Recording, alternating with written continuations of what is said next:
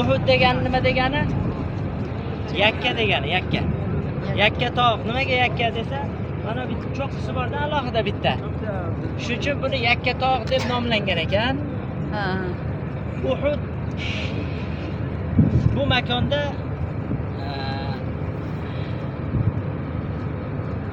asli achinarli bir holat bo'lgan. Musulmonlarning mag'lubiyati bilan tugagan bir jang bo'lgan islom tarixida. Uhud jangi deydi. Uhud jangi. Hijriy 3-yilda bo'ladi, 2-yil Badr bo'ladi. Badrdan keyin Badrda nima bo'ladi? Musulmonlar g'alaba qozonadi. Undan keyin mushriklar katta qo'shinni to'plab 3-yili Madinaga keladi. Yaqinlashgan paytda payg'ambarimiz maslahat qiladilar. O'tirgan joyimizda kutib olaylikmi dushmanni yoki chiqaylikmi deganda yoshlar aytadi, chiqaylik ya Rasululloh, chiqaylik. Madinani tashqarisida kutib olaylik. Madinani tashqarisida kutib olaylik deb mana shu joyni qulay deb tanlashadi. Mana shu demak Uhud tog'i hammasi. Eni 3,5 kilometr, uzunligi 7 kilometr. Janozaga qatnashsa bir Uhud deydi, qiroat deydi. Dafnda qatnashsa 2 qiroat deganda Rasululloh qiroatni savobi qancha bo'ladi deb so'rashganda Uhud tog'icha bo'ladi degan. Uhud o'zi baland tog' emas, lekin buni tagi tubi mahkam ekanligini bugun olimlar isbotlayapti.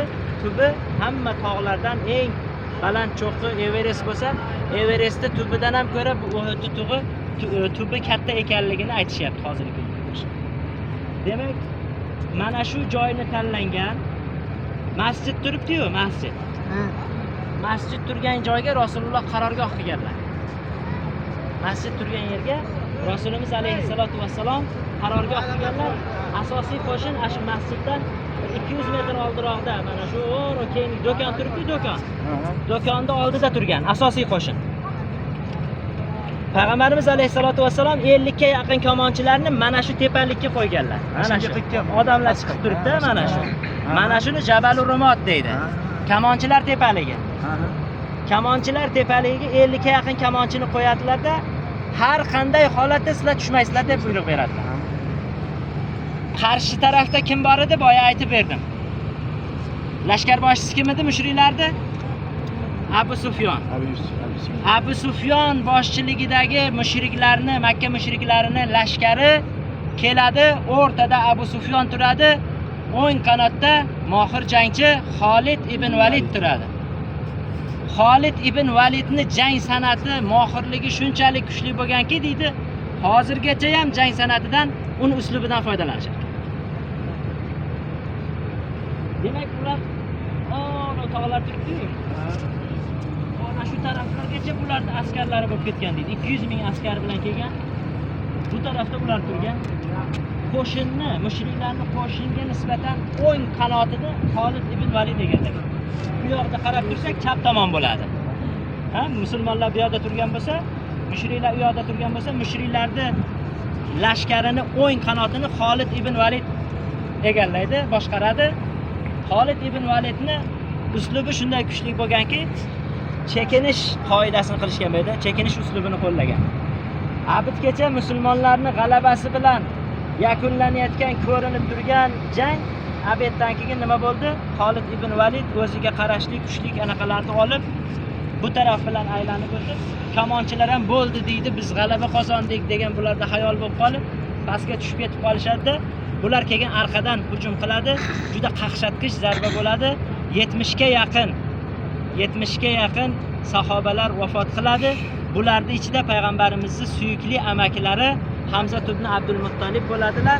Shuning uchun bu yerning nomini bugun Sayyidi Shuhado deydi. Shahidlarning sayyidi bo'lgan Hamza ibn Abdul Muttalib bu yerda yotibsa, hozir ko'rinmayapti. Mana shu masjidni yon tarafida panjara bilan to'sgan shu 70 ga yaqin nimalardan hammasini, shahid bo'lgan sahobalarning hammasini mana shu yerga qo'yishgan. Xudoy taoloning rahmati doim yog'ib turadigan manzil deb aytadi. Nimaga? Kecha-yu kunduz 24 soat Xudoning rahmati yog'ib turar ekan bu yerga. Nimaga? Bu yerda shahidlar bor.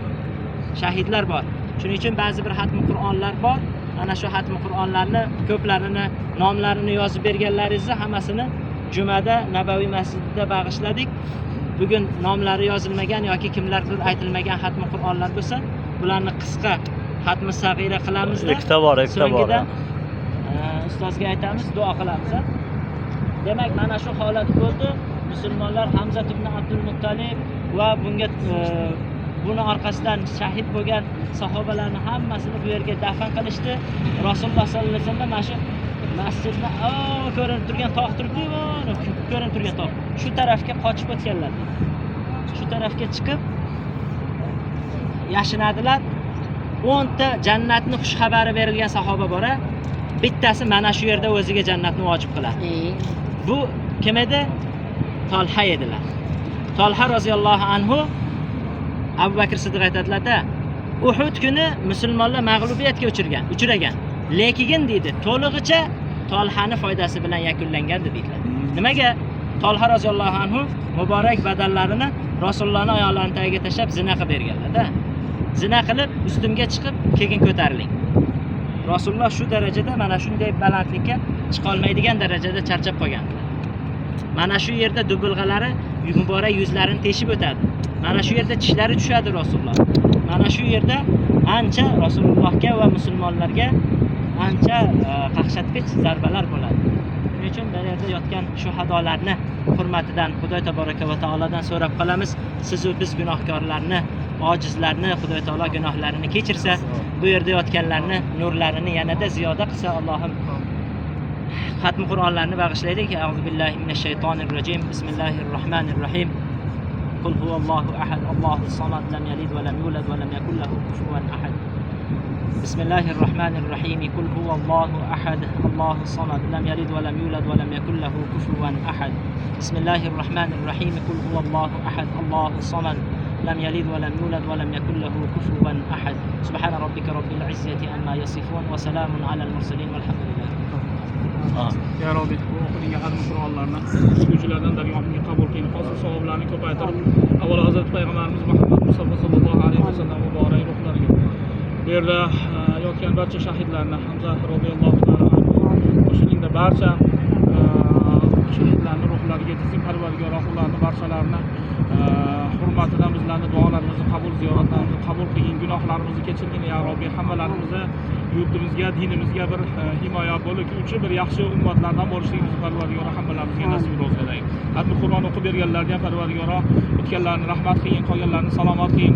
Xatmi Qur'ondan ko'zlangan maqsadlarni ilohim shariatga muvofiq qilib yaxshiligini ko'paytirib bergin. Allohumma solli va sallim. Amin. Alloh